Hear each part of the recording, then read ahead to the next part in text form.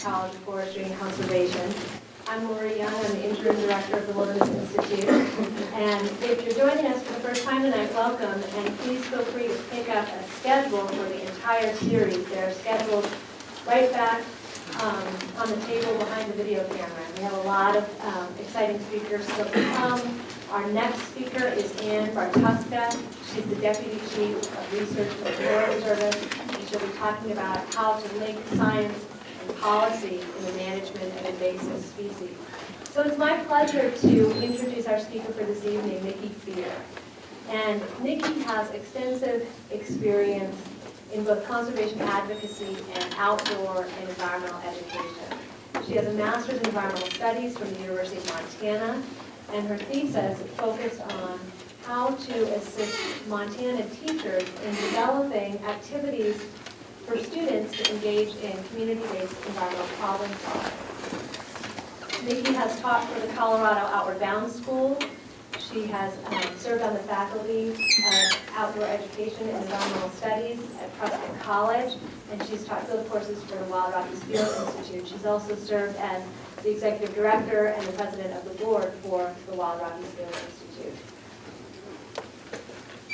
Nikki's really worked extensively with students in the field. And when I say in the field, I don't mean just the backcountry, although she's certainly spent a lot of time with students in the backcountry, but I also mean in communities in western Montana, in the communities that are adjacent to wildlands in our state and in our region. She's currently serving as the coordinator for the Wilderness and Civilization program here at the Wilderness Institute. And in this role, she really combines field learning with community engagement and connects natural and social sciences or natural and social aspects of environmental issues. Nikki's worked with both students and volunteers on citizen environmental monitoring, and she also works with the Wilderness Institute Citizen Science Program. And so I think she's an excellent person to talk with us today about how to engage citizens in the future of wilderness. So please welcome Nikki Fear.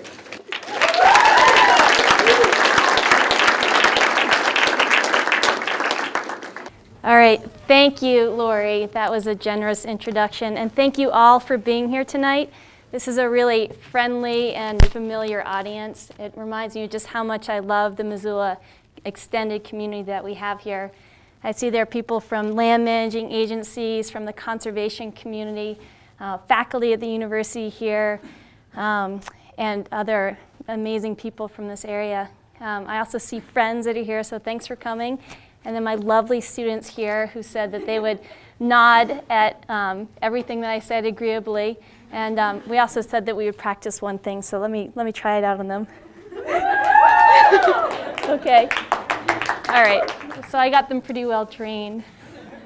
So I really have been nervously anticipating tonight. I think I might have been suffering from a moment of either denial or overconfidence when I agreed to give this talk. Because I really have never spoken to a crowd, well, not quite this big, and certainly not in front of a television. And I also don't consider myself an expert in citizen science. I haven't studied it formally. I have a degree in psychology and environmental studies, and I don't have a PhD in a science-related field. I also do not claim to be the world's best citizen scientist myself. In fact, it's taken me years to come to get to know the common flora and fauna here in Montana. But it is something that I've become really excited about as we explore this field through the Wilderness Institute, and I've noticed how it's actually very well connected to both my life and my personal educational philosophy. So I think maybe it's perhaps similar to how other citizen science initiatives develop and people can get involved in them, because I feel like I actually do have a stake in this movement and have begun to learn about its depth and potential. So to start with, I've been very impressed by the growth of this movement that engages citizens in monitoring the ecological health of our land and water. So almost as we speak, I know it's late in the evening, but today I'm sure there were people throughout this country going out and monitoring the quality of their waterways, monitoring to see the spread of invasive weeds, monitoring to see what birds were feeding on feeders in their backyards. And many of you, I know, also in informal ways perhaps monitor the health of your own ecosystems, seeing when birds fly past your yard, when the crocuses bloom, and things like that. So collectively, it's been pretty neat to see how at a national level, we're developing protocols and standards that help people synthesize and collect and compare data across all these regions, so we get to understand kind of some changes over time and place to our ecosystem's health. And I think for me it's an exciting field because as citizens' skill in this field grows, I think we're starting to see people moving beyond just being plugged in to collect data about where the weeds are, and people are starting to get more involved in actually shaping the scope and focus of research, actually shaping what gets studied, how it gets interpreted and applied, and of course ultimately how it gets applied to improving conditions on the ground. So tonight in my 40 minutes, I want to talk about this trend and share what I know about the range of projects that exist, both nationally and locally, and then consider how we might start to build a citizen science network for this region in the wilderness and beyond. So before I start with that, I want to start with this mental image. So consider where we are right now here in Missoula, Montana. We are surrounded by the biggest wilderness complexes in the lower 48. We have the Selway, Bitterroot region down to the south. We have the Cabinet Yaaks up in the northwest. We have the Glacier, Bob Marshall Wilderness Complex up in the northeast. And we have the whole greater Yellowstone ecosystem down in the southeast. Around that, millions of acres of roadless area. Between that, lots of open space, forested land, ranch lands, people who work in those valleys and understand and see the land in diverse ways. It's such a special place. In fact, I'm not sure if you all have seen this book by Jared Diamond. How many of you have seen the book Collapse and read pieces of it? Okay, well, Jared Diamond, he starts out his first chapter, and it actually is one of the biggest chapters in his book, and he talks about the state of Montana. And the reason why he brings up Montana is because he sees it as a place that has a relatively intact environment still, and yet it has the potential to fall apart, basically. And his thesis for this book is actually kind of comes from his last book. Maybe you know Jared Diamond's earlier book. It was called Guns, Germs, and Steel. How many of you heard of that one? Okay, more of you. In that book, maybe you remember, he lays out how basically human evolution happened, and he talks about it from the context of how certain environments, certain climates shaped how certain cultures developed. And the ones along the east-west divide, given a certain climatic region, were able to develop and advance and overpower other cultures. In this book, he doesn't take quite an environmental deterministic kind of view. He looks rather at cultural factors that help societies evolve. And so the reason he brings up Montana is he says that like other places historically that he looks at, we have this potential to not collapse here. And the one defining feature about whether society is going to collapse or not is how the culture basically responds to the threats. And we know what the threats are here in Montana. We've heard them from many people. We have increased immigration, fragmentation of our natural habitats, spread of noxious weeds, emerging diseases, fire suppression, water pollution, locally, seasonally poor water quality. These are all pressures also that ultimately come to bear on wilderness. And so what I want to say is that we need to develop our capacity to understand the natural world and humans' role in ecological change. So by the end of this talk, what I hope to say is that to respond, I really think that citizen science initiatives might provide a necessary step. They have potential to build existing social networks, get citizens involved in better understanding the ecosystem, tap into local knowledge, and then collectively involve the wider community in conservation efforts. So the question is really, how can citizens, and by citizens I mean volunteers who they themselves might be scientists or professionals, academics, retirees, students, school groups, hunters, fishers, church groups, whatever. How can we mobilize these people to take part in this process? And so I want to first lay out the range of citizen science initiatives that exist. And I want to do that before I try to even define what citizen science is. So I think if I give you some examples to start with, I think we can take those and try to understand what lessons we can learn from those and then apply them to coming up with a plan for this region. So first off, do I need a cheer or a clap? Citizen science is not a new idea. Many of the most competent early naturalists were amateurs who observed and documented the natural environment. The first formal program, do people know what that was? Back in the turn of the century in 1900.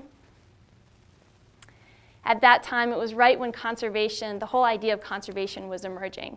And it used to be that a bunch of bird hunters would go out and it was called the Christmas side hunt. And when they would line up, a whole bunch of them would go out, they'd line up on different sides of a field with their guns. They point them up in the air and they would just shoot vigorously. And then whatever group basically collected the largest feathered quarry won. So they were shooting and killing birds. It was also a time when they were starting to see some declines in certain bird species, and so I don't know if the two were related. But so one of the earlier, when the Audubon Society was just starting out, an ornithologist, part of that organization, his name was Frank Chapman, he decided on Christmas Day in 1990 they would start, instead of the Christmas side hunt, the Christmas bird census. And so they decided they would count birds instead of shooting them. So today, this initiative has continued since 1900. It's 104 years now old. And today, every year, 50,000 people get involved in this. Does anyone here do the Christmas bird count? A few of you do. Great.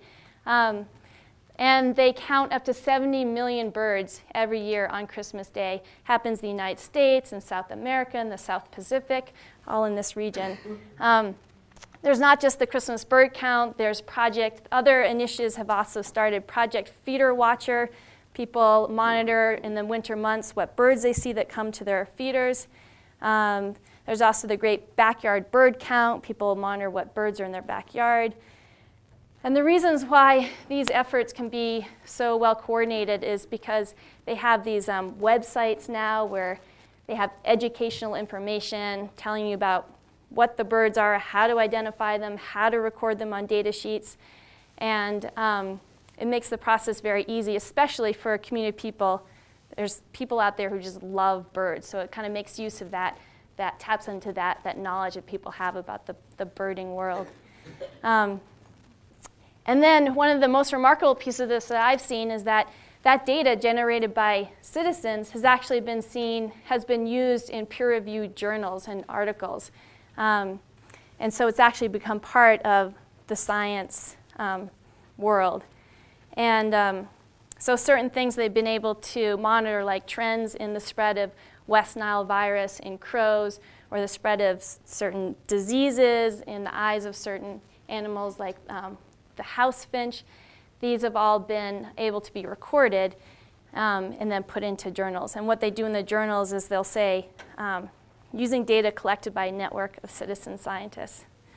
So these studies point out multi-year variations and regional differences that then can complement other studies that go on by other expert scientists. And correct me if I'm wrong, but I've heard that most scientific studies, and the scientists in here would be able to tell me if this is true. Let me see if I can get this right.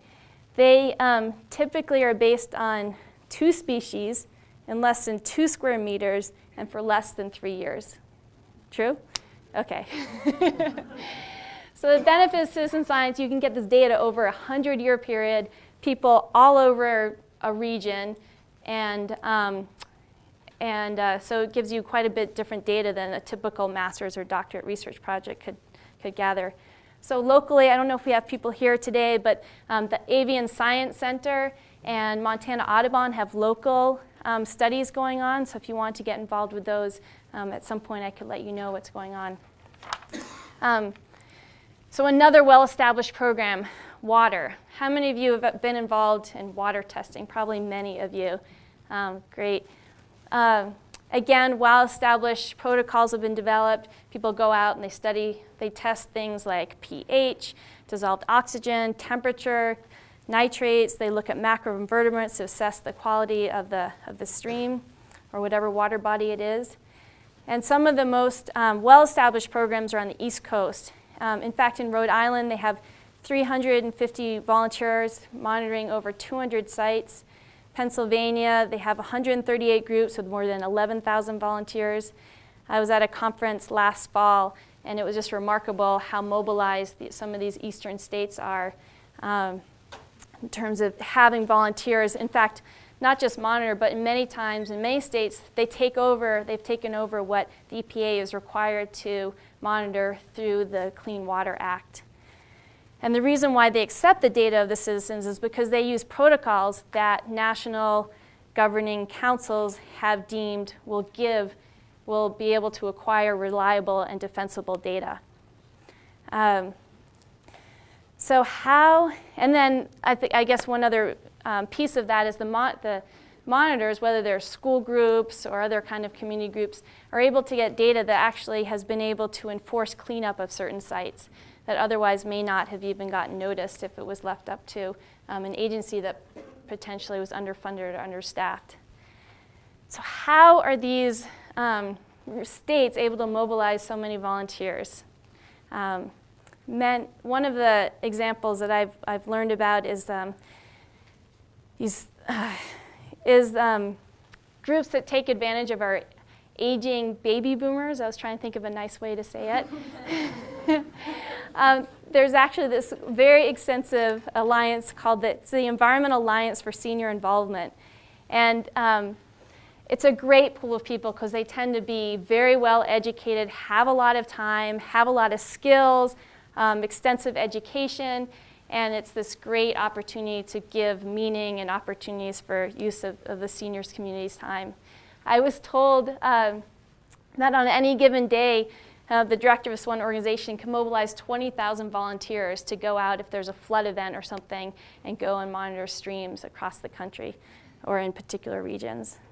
And then in many communities, these retired communities of people have actually become kind of eco-cops in their areas. So they will go out and they will find where potential contamination sources are for wells, and they will come up with defensible plans for their water supply, and then they will go out and do other kind of monitoring, wildlife censuses, invasive plant surveys, forest monitoring.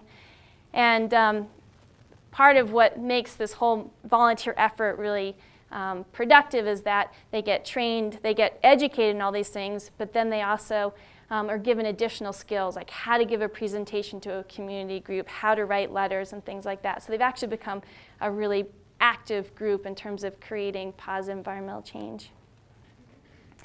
So why the boom in these projects? I see that there are several reasons for these, especially with the water and the birds counts. I think inherently we have interest in learning about our environment and participate in environmental activities. I was talking with some students last week after Mary Wagner gave her talk, and she gave this impassioned plea that we need to mobilize people to help become stewards in wilderness. And then there was at least 40 students that said they wanted to help, and several of them said, I want to help, but I just don't know what to do. And so I think sometimes we just don't connect very well the opportunities that exist with the pool of people who are willing and wanting to help. I know many people are overtaxed already with 3 jobs trying to pay for housing and things like that, but there are people who want to get involved.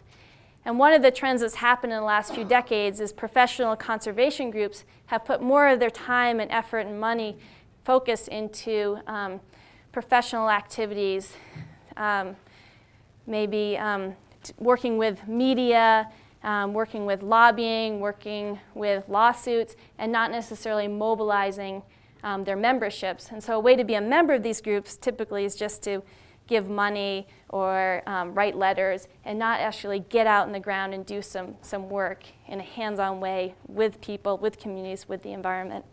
So I think that that's partly why for the groups that can organize and create opportunities and coordinate well volunteers, there's been a really great response to that. There's also been this incredible advance in information sharing through the web. There's a great capacity to develop protocols and share how those share protocols they can get for how you acquire the information, and share that through the web and email and other listservs. And I guess the final thing about why there's a boom in these projects is many agencies, as we heard with the Forest Service, are having their fundings cut, so they don't necessarily have the time or the resources to do the monitoring themselves. So there's this great potential, and I think it's just about how we make use of that. So I want to talk about couple more examples of citizen science before I move into the wilderness context. And I bring these up because I think they push the boundaries about the role of citizens and science. So far, the examples I gave with bird monitoring and water quality monitoring, they involve citizens in gathering data for others, whether they're agencies or conservation groups, to synthesize and interpret. But there's other programs that focus not just on, and I wish Bill Borey was here because he critiqued me on this term, not just using citizens to generate knowledge, but here's the flip side of it, using the knowledge already generated by citizens to help shape management and policies. Is Noah here? All right, this is what Noah works on. So central to this is an increasing recognition about the value of incorporating local knowledge into decisions. So people who live in particular places for a long period of time often have really site-specific knowledge that comes from years of actually being in that place and working in that particular environment. And so closer to home here in Missoula, just this last weekend, I was up in the Swan Valley.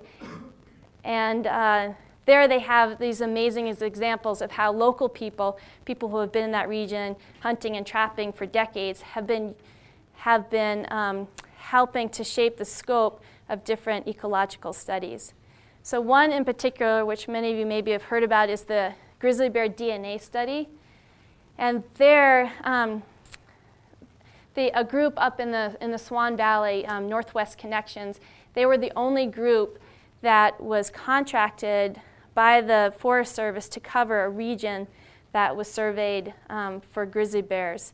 And this group made up of locals covered 2 million acres, and they determined where the sites were going to be for surveying where grizzly bears might be and setting up the stations for rubs and hare snags.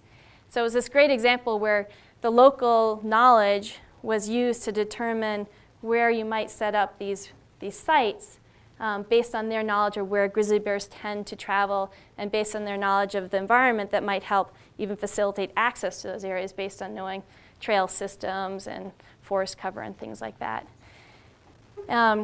And the group has been contracted by the Forest Service to do other kinds of surveys, carnivore track surveys, stream inventories, whitebark pine inventories, highway wildlife crossing monitoring, and road and fish passage inventories.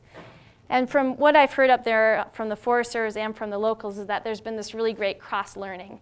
So some of the local folks who haven't necessarily been trained in scientific protocols have developed some understandings of methods that can actually help create and produce reliable and defensible data.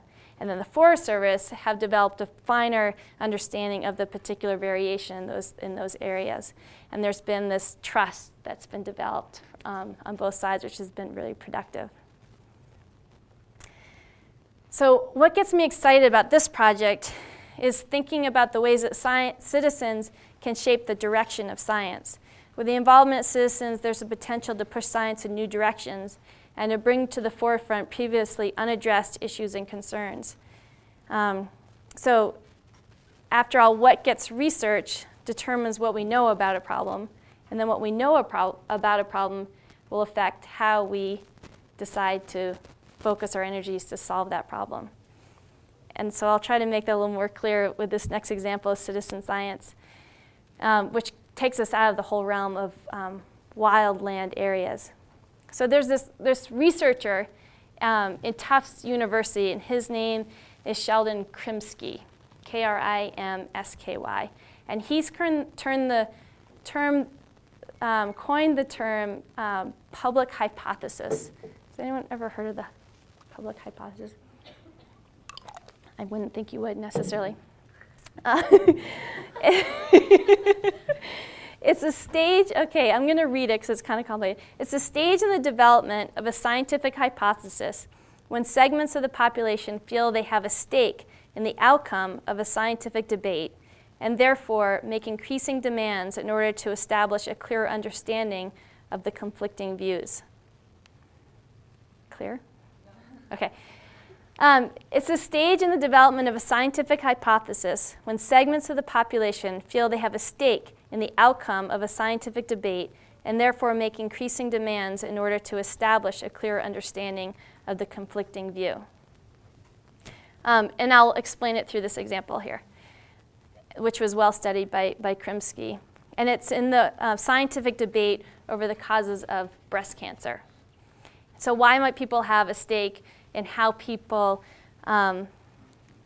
view breast cancer, what the causes of breast cancer are? Because if we understand what the causes of breast cancer are, then that determines how we go about trying to fix the problem.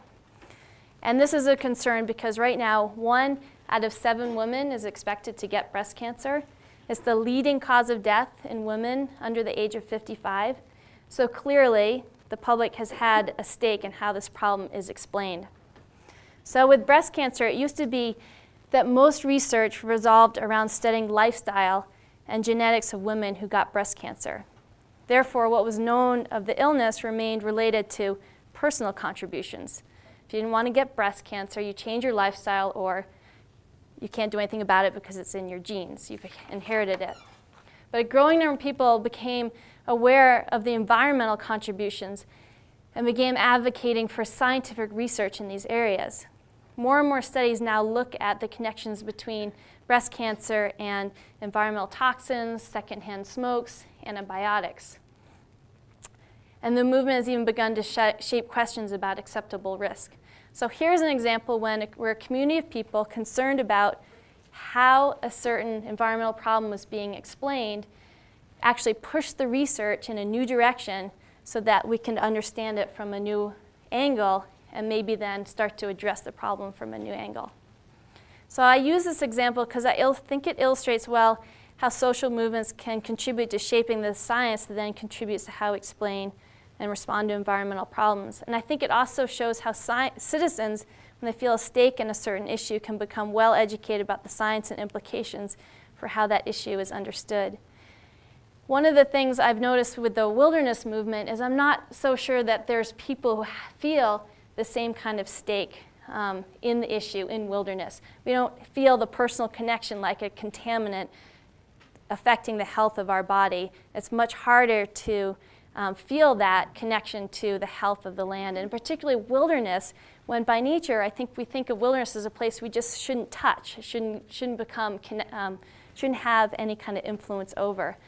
And I think this is part of the inherent problem when people like Mary Wagner, the director of Wilderness, say we need to mobilize a cadre of citizen stewards to help monitor wilderness. I think that there isn't necessarily a movement behind that can help support that unless we start to better understand how we might have a stake in wilderness and what the problems that are connected to wilderness that we might have a say in trying to improve.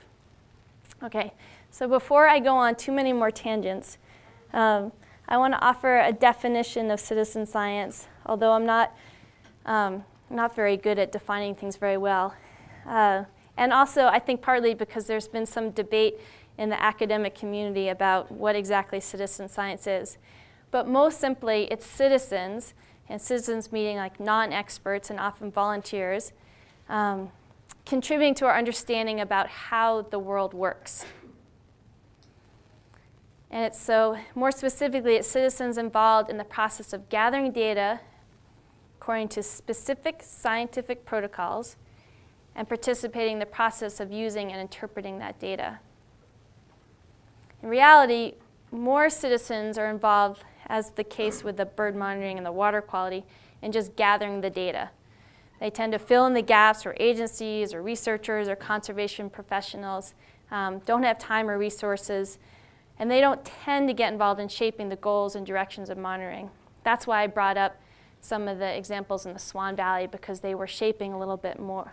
I didn't explain it, but they were shaping a little bit more the design and how that monitoring project took place. And then related to the last example with the environmental toxins movement, citizen science can also refer to citizens being involved in the application of policy issues that have a technical or scientific component. And then it can also be scientists who get engaged in public policy debates, not necessarily on their work hours, though.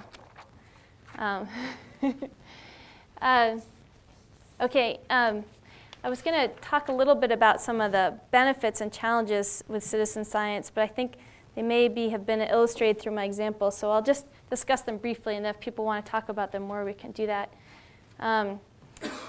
So first, citizen science initiatives have the potential to get better data. They can help monitor baseline conditions and trends over time and wide geographic scales.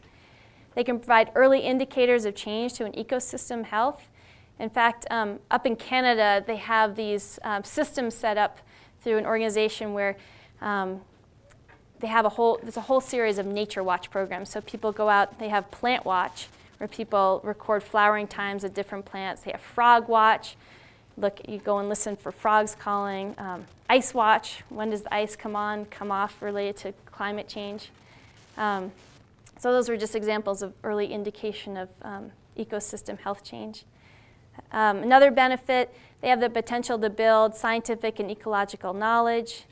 And then this next one I find one of the most compelling. Citizen science has often shown to build social capital. Is that term familiar to people here? Social, yeah. My students, yeah, nod.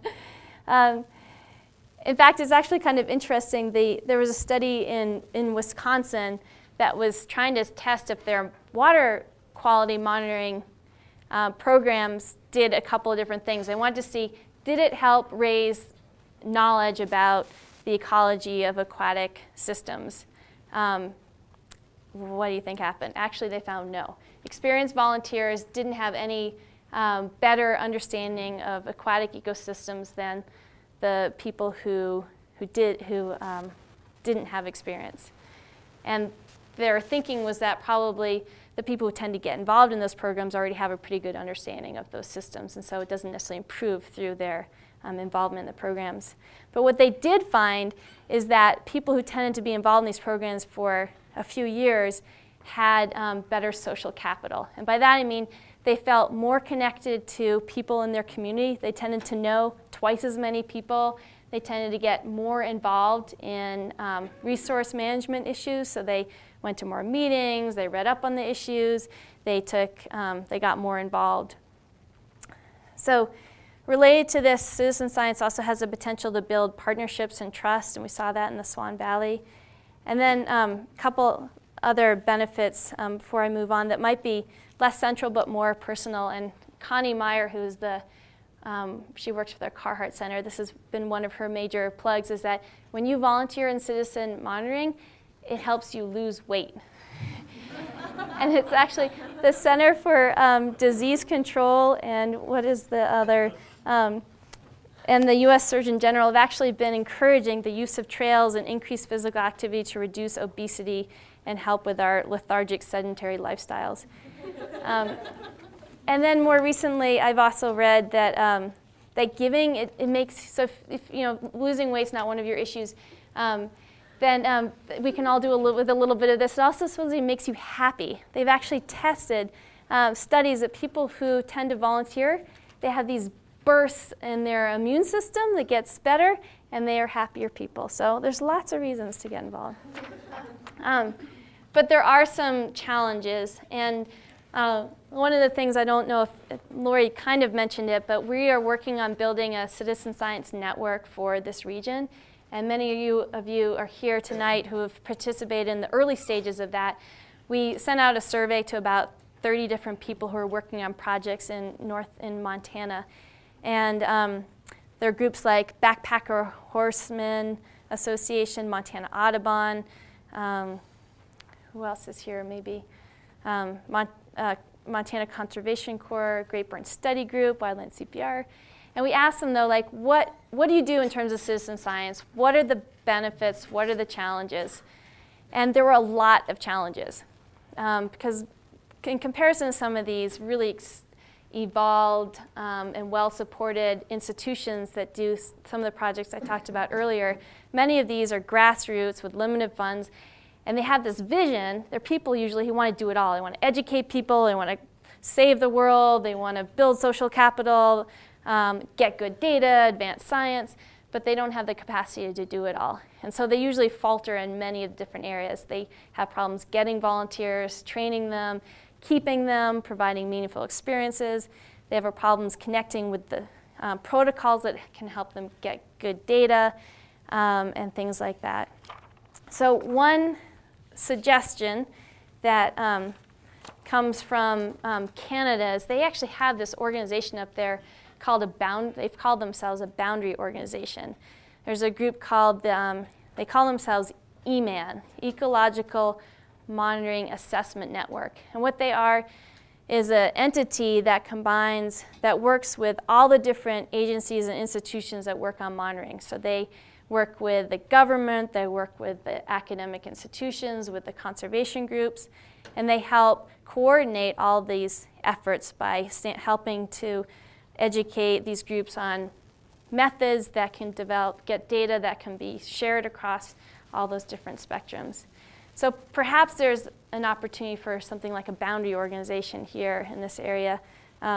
If we had lots more money, perhaps the Wilderness Institute could do it, but I don't think that's going to happen anytime soon.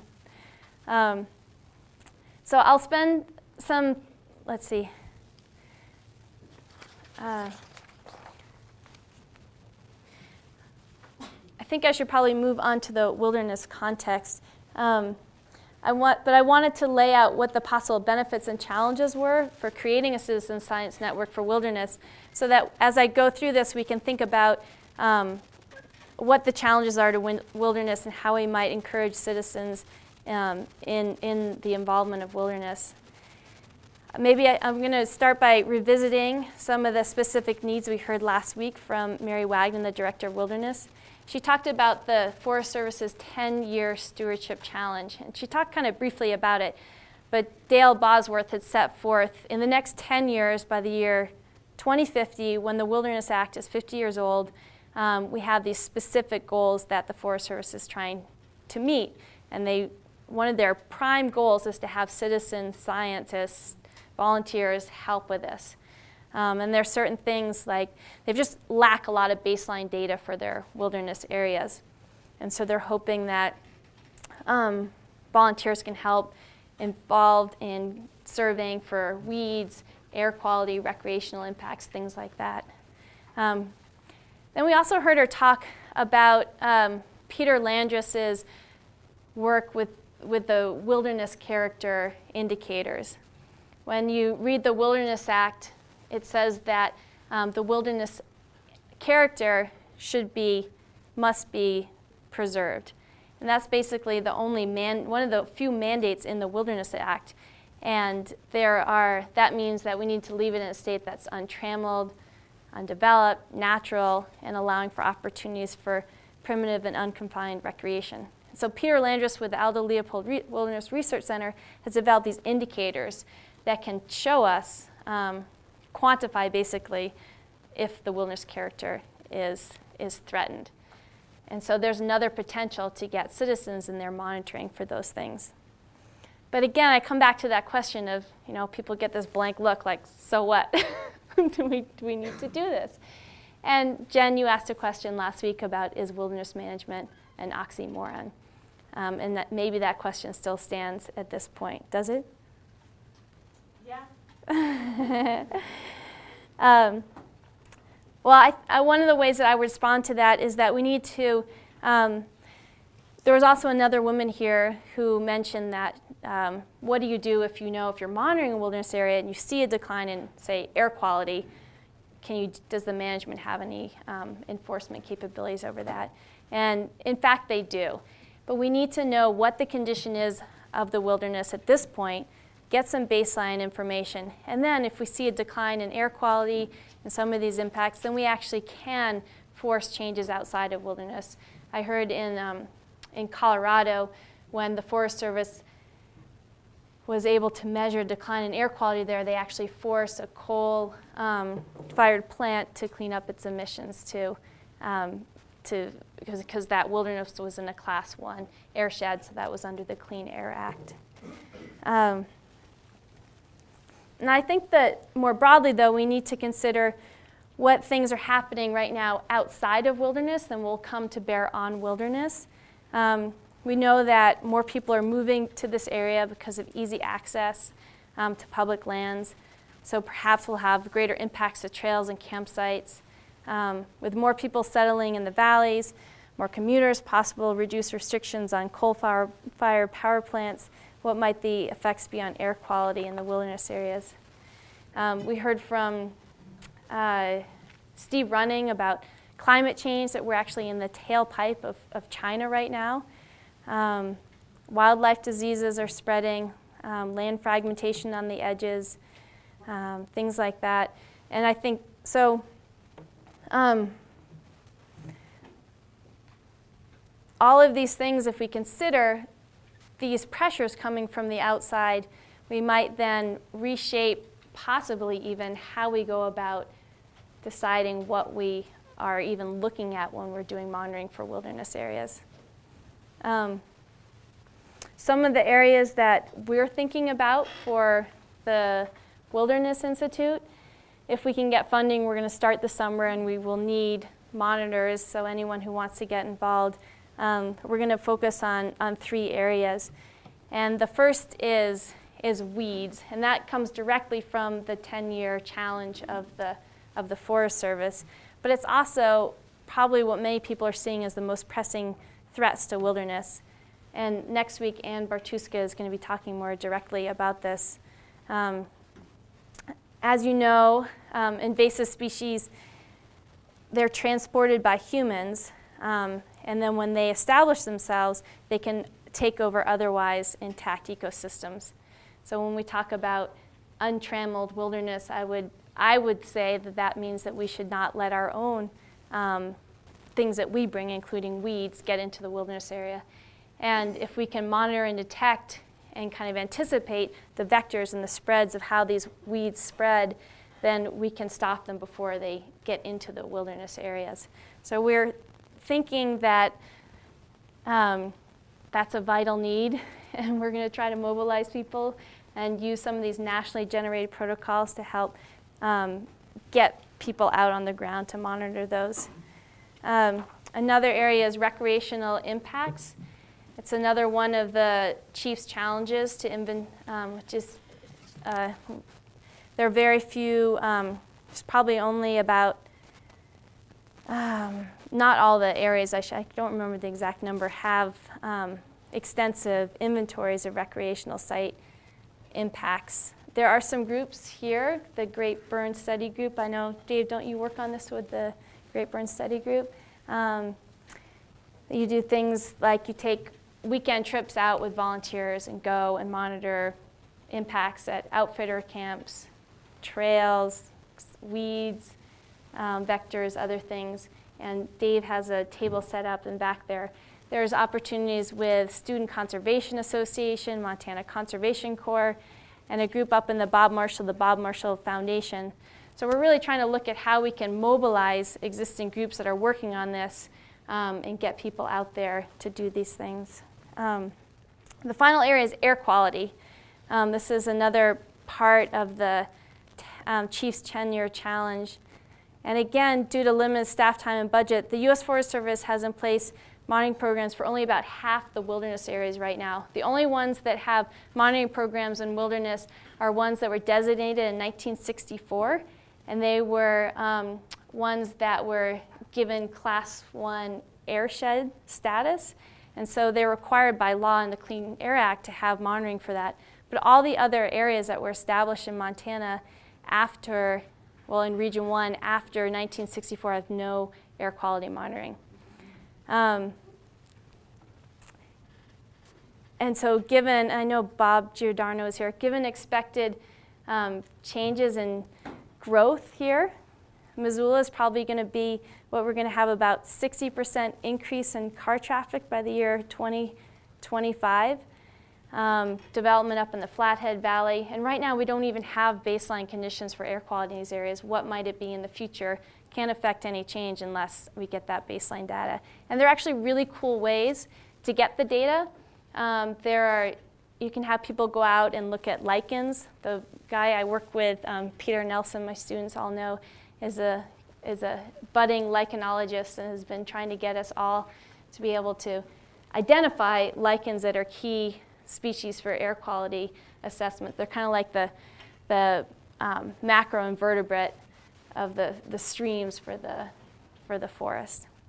Okay.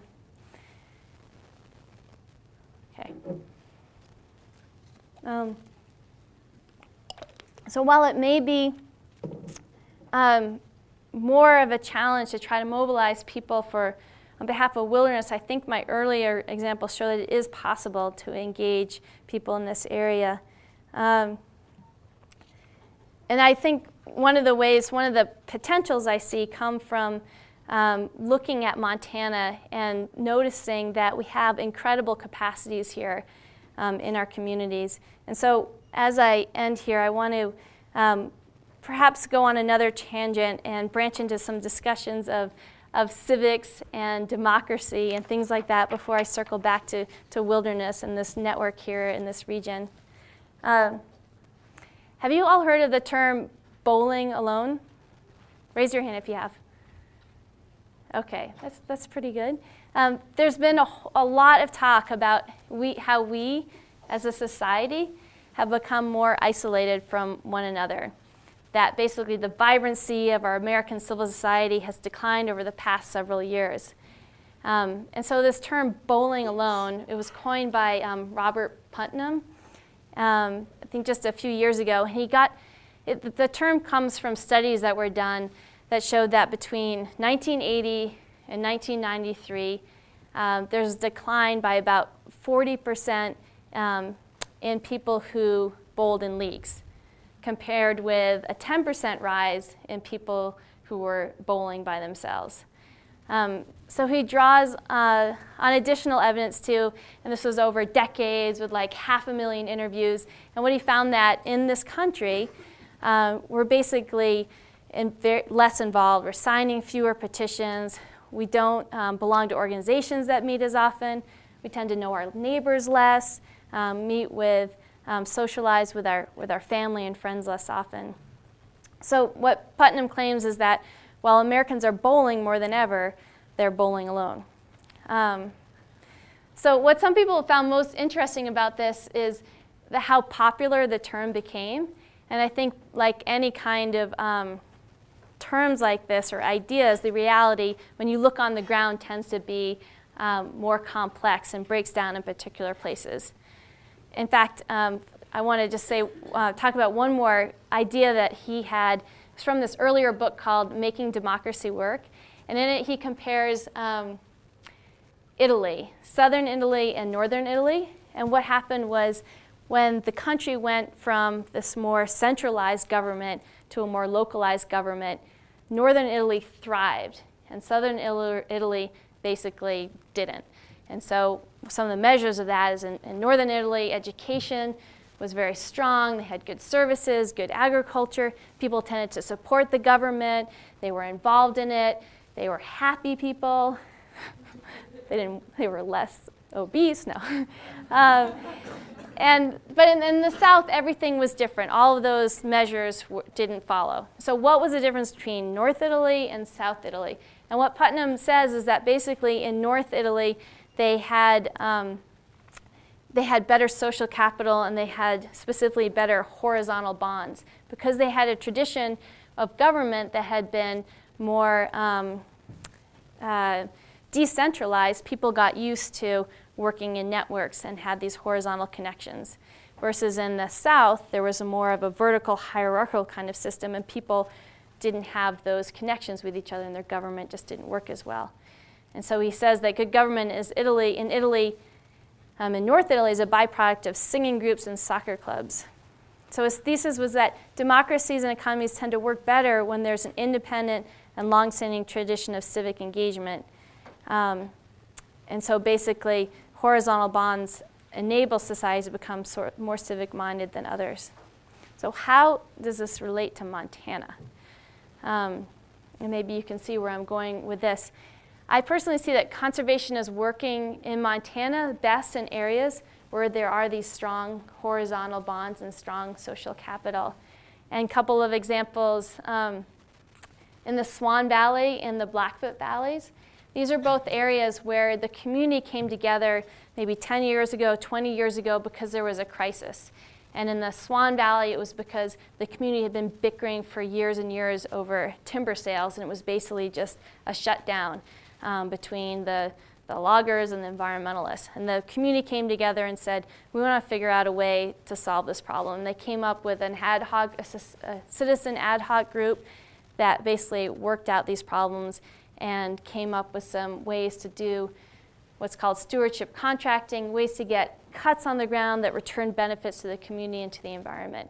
And that group has now gone on to do other good things together in the community. It's like these civic groups in North Italy, and have been involved in some innovative conservation plans for the area. Likewise, in the Blackfoot Valley, group came together over there. I think it was 20 years ago or so, because the community didn't want to have federal designation of the Blackfoot River as a wild and scenic river. They were like, we don't want the federal government here. We can manage our river and take care of it and leave it in a high quality state. So the Blackfoot Challenge was formed. And that group, the Blackfoot Challenge, has continued to work in many ways in the community to support ranchers, support open space, support weed management programs, stream restoration, habitat improvement programs. And in fact, it's been so successful that it's been able to get bipartisan support for conservation in that area.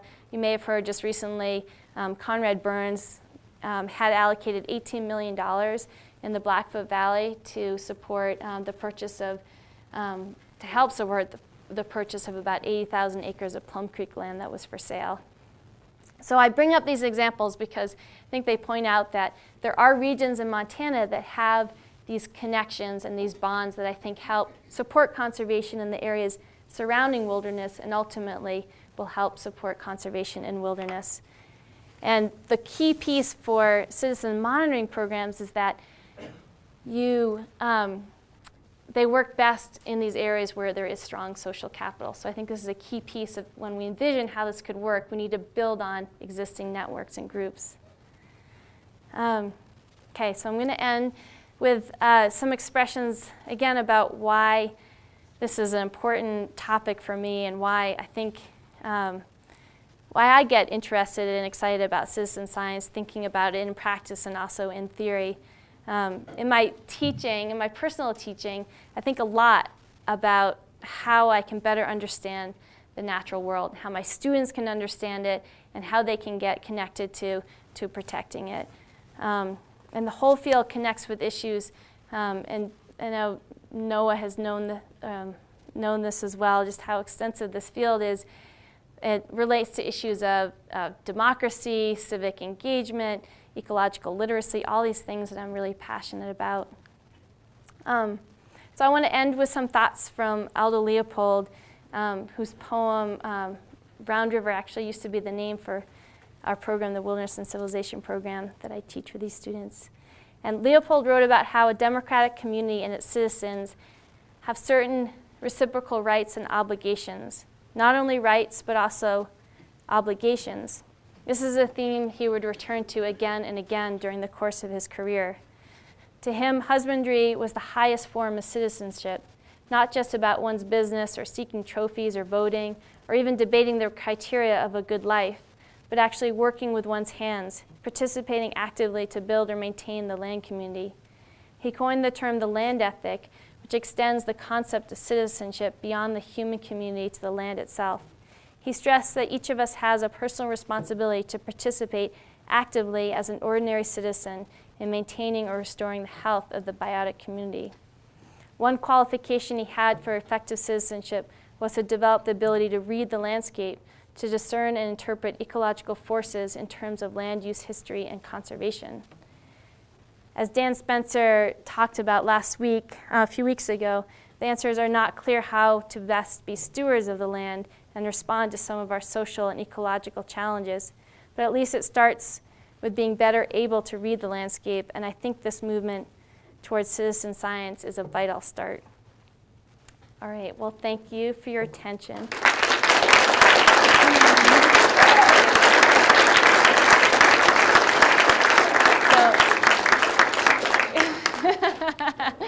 Thank you. You should turn.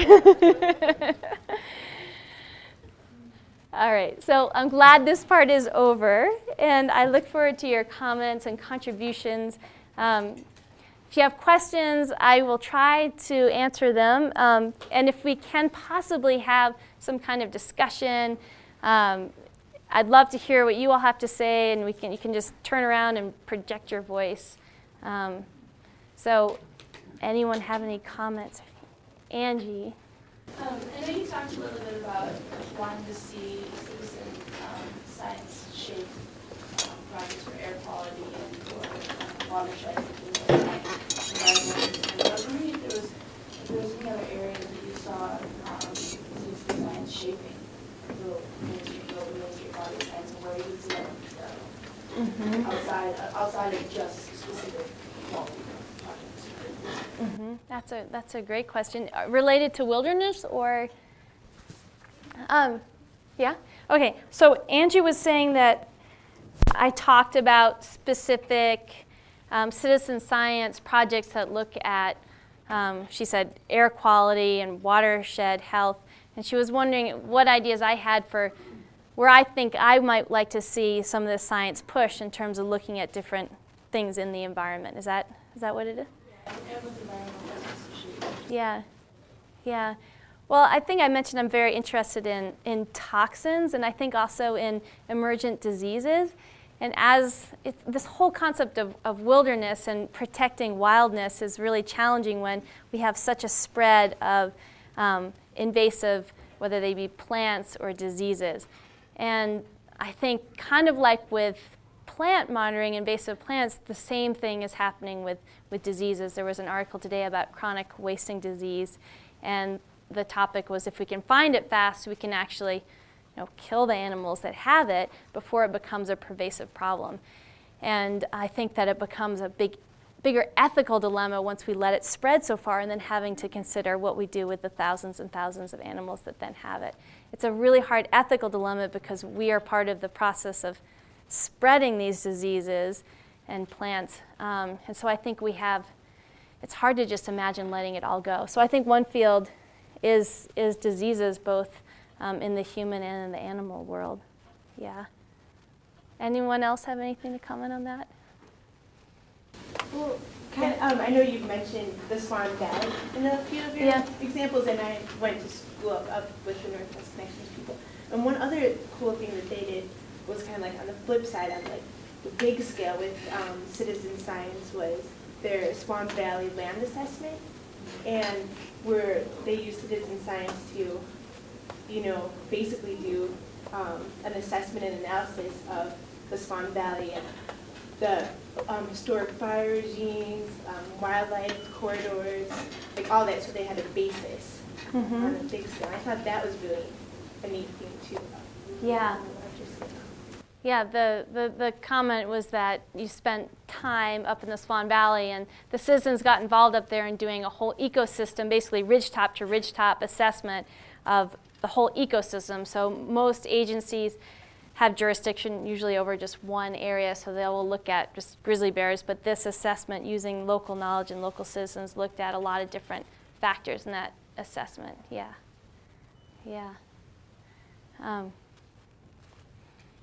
Any question from us or comments? Jen?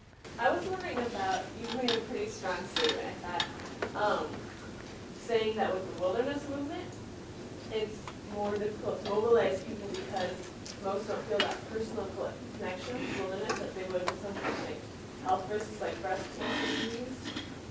I was wondering if you could talk more about why that is, or what we could do to try to change that. Maybe in our schools or personally. Yeah, I think partly it's a result of people feeling like there's an abundance. It's not something necessarily at risk. We have a lot of it, and so you weren't asking about why it's there, but what we can do about it more so. Oh, and the question was what. I had made the statement that I feel like not many people are working on citizen stewardship because they don't necessarily see it threatened in the same way they might feel personal threat around environmental toxins and getting cancer and things like that. So how do we raise that awareness? I don't know. I mean, we have a program in wilderness studies to try to get at least a couple dozen students every year to consider the values of wilderness from a lot of different perspectives, economic, ecological. I think I think that access point is different for each person. Many people need to experience something to have a love for it and attachment for it. I think one of my, I come from a background doing outdoor education, and I actually was not very pleased with a lot of what happens in that field for me in particular, because so much of that, the people who, so often when people are doing these programs in outdoor education, they are working on personal development. A lot of the focus is on working through challenges and becoming a better person, but there's not always that connection to the place that they're in and what are the values of that place ecologically in terms of their wilderness values. So I think we could do a better job with our education, even in the outdoor education field. And then give people opportunities and skills and opportunities to actively engage in their protection as well. I have a comment on that. Yeah. On that note, you talk about the breast cancer studies and the community people doing that. And I think for the most part, that's gained momentum because it's gotten media play. Mm-hmm. And I love citizen science. I mean, people get engaged, they get skinnier, they do whatever. But a lot of the problem is that happens around universities like this or institutions. Yeah. And I think a lot of us forget that we're very fortunate to be here. We all came here for free tonight to learn about this, but a lot of people can't do that. Mm-hmm. And like, for instance, it's great that we're doing research on air quality, but that research isn't going to do us any good if that 60% growth in cars still happens. Like, we'll know that it happened. Yeah. But we couldn't do anything to stop it. So I think that as much as we get out doing citizen science, we need to remember to do citizen education too. Yeah. And do as much outreach as we can, however we can do it. Yeah. So the comment was that it was a great comment. I don't know if I can explain it very well. But basically, we're not going to do anything about the problems that are being, that are, how do I say this? Yeah. Okay. See, everyone knows. It's important in addition to not just monitoring the quality of our wilderness areas, but get people involved in some form of activism to help work on the causes to the degradation of those environments. Is that right? And I think what has been shown is if these monitoring programs can be well developed enough, they can actually broaden to incorporate the education around that, like the eco-cops I was talking about with the seniors community. And I think that it's really the first step to getting people involved, but there does need to be that connection to it. And I think that's partly why I was trying to make the point that if we can more actively engage people in the whole spectrum of citizen science projects, not just plug them into the data collection, but in the envisioning of why are we even studying this? Why are we getting this research? And then how is that understanding going to be applied and used? Because if we can get people involved in that whole process, and especially around wilderness, I think people might see that, well, we're getting this data on air quality because we know there's an impending problem with this, and we need to do something about it. So that's a great point. In the back there. Now, I know that a lot of us here believe that science is a very objective study, and that science, there's only one way to do science. But as many people prove it, science is a very objective, very fluid thing. And how do we prevent citizen scientists and their studies from being hijacked by political reasoning, for political reasons, for other reasons? You know, coming up with data that doesn't necessarily support the facts. Yeah, that's a great question.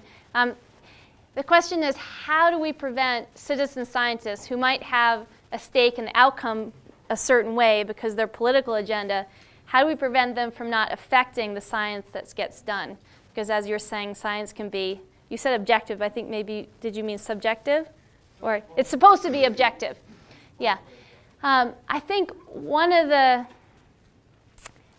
part of my reasons for talking about how there are these protocols that have been developed in certain areas of monitoring that have been shown that that citizens can actually get data that is on par with the professionals.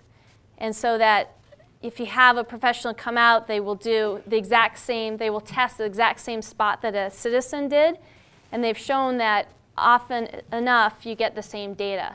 So if you use methods that have been shown to be defensible, it should be that you get objective results. But this is a problem especially when you have people monitoring things that are very political. That's partly why I brought up the whole example of what happened with the grizzly bear DNA study up in the Swan Valley, because that was a very politicized, political example where people have a stake in the outcome of it. Many people didn't necessarily want to see that there was a whole lot of bears, because if there were a lot of bears that were found, then it's reason to take them off the endangered species list. And some people want them off the endangered species list and some people don't. And so what was pretty remarkable that locals up in the Swan Valley were getting data that the agencies were saying, great, this is good data. So I think it was partly because they showed that their methods were reliable. And there's not reliable methods that have been developed in all areas yet. We've seen it with bird counts, with water quality monitoring. We're starting to see it with weeds, but not in many other terrestrial environments, like with lichens, it's still an emerging field, things like that. Steve. Cindy, I think you mentioned that you need some level of social capital to do the citizen science. Yeah. But I think the reverse is also true, that through application of these protocols, people begin to develop expertise.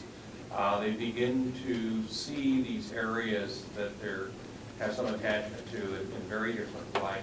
And they begin to have the ability to make the linkages not only interpersonally, but also with scientists, and to be able to express themselves in ways that they couldn't before. I've seen it happen where a lot of citizens, all of a sudden they have almost an epiphany, a light bulb goes off in their mind, they're aha, now I understand. And they come to that pretty much on their own. And so that's led to, I think, an increase in social capital in that way, which then kind of a circular sort of thing, so we can go on and do other things much more effectively. Yeah. So the comment was, not only have we seen that social capital helps generate interest in these citizen science projects, but the citizen science projects actually help develop social capital as well. Yeah, I agree. It is a cyclical process that has benefits that build on themselves. Yeah. Chad, and then Lori, sorry. Chad. I had a question related to the gentleman's comment up there. A specific question. I'm wondering if citizen science research initiatives have passed some of the more rigorous tests of scientific legitimacy. Have they been published in peer-reviewed journals?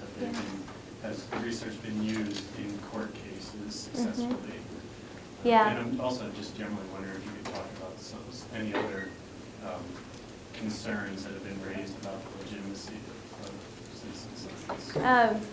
They have the science. It's now acceptable to use in peer-reviewed journals data gathered by citizen scientists. And it's usually professionals that interpret the data and are writing the journal articles, but they actually use that data. And it's been Journal of Animal Ecology and many other journals that look at bird that use data from the bird counts.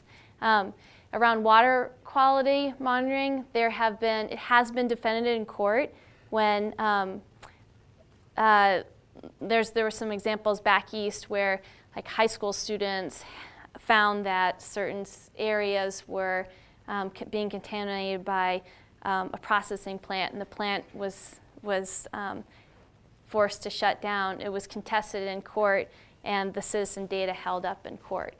And I think that's because they had used defendable methods. And in fact, there are national councils that say, or the EPA actually says that states may use data generated by citizens and that it's considered on par with professionals.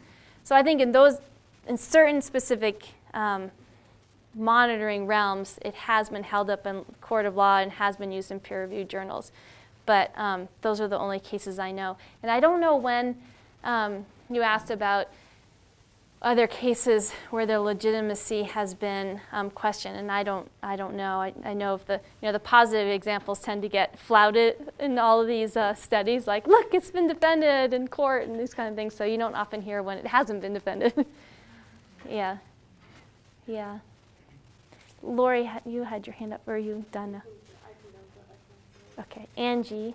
I was just curious, Nikki, in regard to the Wilderness Institute specifically, and the goals that you talked about of weeds and recreation impacts and air quality monitoring, what kind of community outreach have you done to get people involved now, other than just like a classroom setting out there? Yeah. Well, the question was, what have we done, given the Wilderness Institute has put forth this plan to do monitoring of weeds and air quality and recreational impacts. We actually, it's just an idea at this phase, so we haven't done any outreach yet, but we expect if we get the money to actually go through with the project, we will mobilize our social capital and network to all the different community groups that we know in the region and try to get people to come to that. So your primary method of outreach would be to go through The channels. organizations that are already there. Yeah, exactly. We'll use our networks that we have. Yeah, maybe one more? Lori?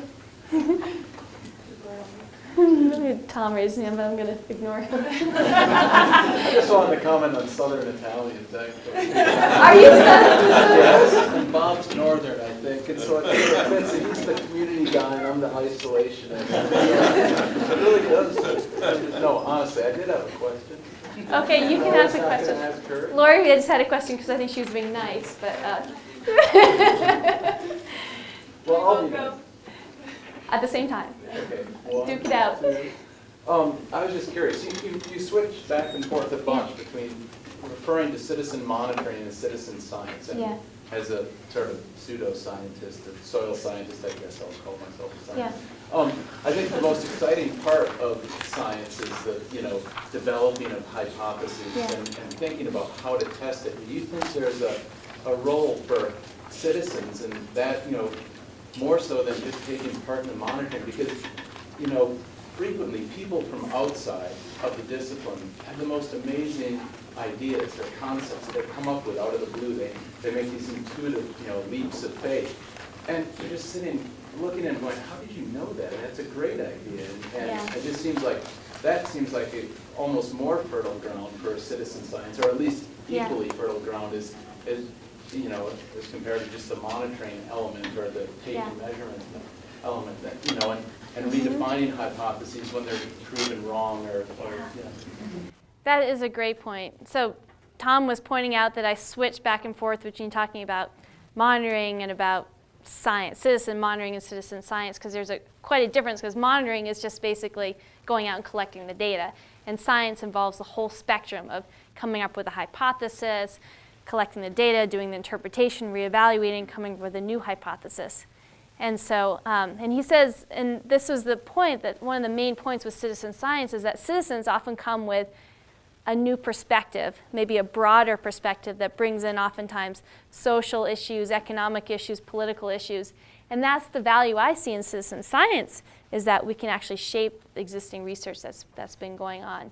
So that's why I said citizen science really intends to engage citizens in that whole process, but oftentimes just stops at one part with collecting the data, because a lot of times it's hard to really engage people in that whole process. But if we can find ways to, you're right, that's the richest opportunities there. My question is just around whose responsibility is it to do wildlands monitoring? And you've made a great case for why involving citizens in science and monitoring is beneficial in a whole number of realms. And I think that's really important.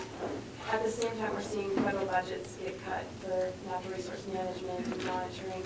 And I'm wondering if you have a perspective on how mobilizing a citizen science movement might actually take pressure off of federal or state agencies to complete their own responsibilities in terms of doing that science monitoring. Yeah, Lori makes a good point, is that whose responsibility is it to do wildlands monitoring? And if citizens get involved in taking over responsibilities that really should be the agency's ultimate responsibility, does that then take responsibility off the agency's hands? And can we then, I would further say, put it back on them, because that's really where the ultimate responsibility lies.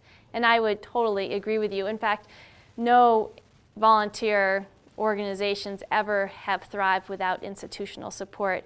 And so I think that we need to continue to put pressure on the agencies to fund the programs that we have and not rely just on volunteers. I think volunteers and citizens provide a different benefit, not just that they can get plugged into existing needs, but that they might actually broaden what we look at and then broaden our approach to actually solving some of the pressures that come to bear on our wildlands. Okay, last one in the back there with a hand up. You briefly mentioned earlier, you made several mentions to programs in Canada that were going on, and I was wondering if you could indicate any other programs internationally in other countries that are going on in a similar vein. Yeah, that's a really good question. I mentioned that there's programs going on in Canada, and you'd like to know if there are other programs internationally. Is that just as examples, or because it's some? As examples of other citizen monitoring and citizen involvement. You know, I don't necessarily know specifically, but I do know that there's a very different paradigm for how citizens are involved in land management in many different countries, and it's very different anywhere you go. But the whole idea of even community mapping and community forests, I think maybe even emerged in international settings. I was with some folks from Central Africa a couple of years ago, and there was amazing examples that had been going on for years of communities actually doing mapping of their areas. So when protected areas were going to be set up, they automatically were involving local people to find out where the important hunting grounds were, medicinal herbs were, and other uses, to incorporate that into the management plan for these protected areas, not necessarily using the same model we have of wilderness, where you set up a protected area and just no one can use that area, because in large part these areas already had people inhabiting them, so they're figuring out how to incorporate people there. I don't know other international examples, I'm sorry, except for some of the things. REACH. Oh, were they doing monitoring? No, but it was a citizen initiated. I guess my students are bringing up an example we heard from a woman, Bryony Schwan, who works in the environmental toxins movement. And I guess as a lot of the toxics movement has evolved from citizens' pressure in Europe, there's the group called REACH. They've pressured the European government to take this precautionary principle, basically, in regards to their environmental chemicals now in Europe. It did pass, right? Anytime there's a new chemical that's put on the market, it's required that the company that produces that chemical must determine that it's not going to cause harm to people in terms of their reproductive health, There's not going to cause any genetic mutations and not going to cause cancer. It's not a carcinogenic. And then any existing chemicals that are already on the market have to demonstrate that they don't cause harm in those 3 areas in the next 15 years, or else they get taken off the market. So I'm glad I got to bring that up, but it's not necessarily a monitoring program, but it was something where citizens shaped something. And Lori? I just wanted to see, in response to your question about international examples, if anyone, Yeah. I'm looking at you all, who works internationally wants to share anything that you know about citizen monitoring in other countries. Well, I think the examples that you brought up are great. They're examples of the mapping. I think is probably the best example that I can think of. I spent time in Swaziland in Southern Africa, where they're trying to develop a landscape scale conservation and development initiative, and I can say that it was a major goal of this really large landscape scale project. I was involved in the earliest stages, not much, a whole lot was actually happening on the ground, but we did use or talk about the concept of citizen science. Or indigenous science, actually, is what we were more referring to. But the idea is out there. Personally wasn't engaged in it, but the plan was there. I won't repeat that. Well, any other international examples? There's extensive bird monitoring all through Scandinavia. That's all citizen monitoring of bird populations. It's really quite a network. I mean, that's just one example. I'm sure there's innumerable examples. I can't think of right off the top of my head, but I have friends that are involved in citizen monitoring of bird populations. It's a very, very active birding community in Sweden in particular. So that's it. Thank you.